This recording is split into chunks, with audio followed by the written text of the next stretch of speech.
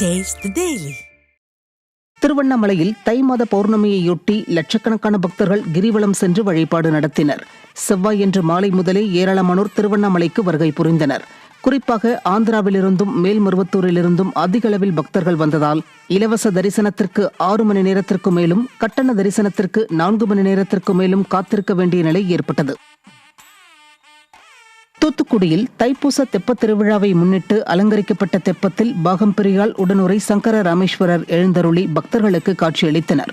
கோவிலில் நடைபெற்ற தீர்த்தவாரி கும்பாபிஷேகத்தை தொடர்ந்து அலங்கரிக்கப்பட்ட தெப்பத்தில் சுந்தரபாண்டிய விநாயகர், பாகம்பிரியால் மற்றும் சங்கர ராமேஸ்வரர் ஆகியோர் எழுந்தருளி 11 முறை தெப்பக்குளத்தில் சுற்றி வந்தனர். இந்நிகழ்வில் ஆயிரக்கணக்கான பக்தர்கள் பங்கேற்று மனமுருக வழிபட்டனர்.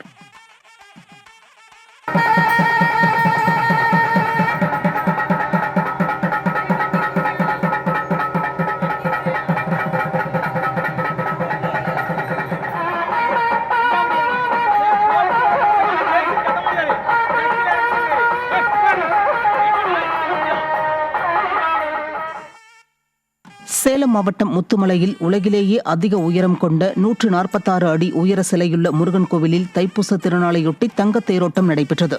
வள்ளி தெய்வானையுடன் முருகர் தங்கத்தேரில் அமர வைக்கப்பட்டு வான வேடிக்கைகள் மற்றும் பக்தர்களின் அரோகரா முழக்கத்துடன் தேரோட்டம் வெகு விமரிசையாக நடைபெற்றது. இதில் ஏராளமான பக்தர்கள் கலந்து கொண்டு சுவாமி தரிசனம் செய்தனர். குக்குட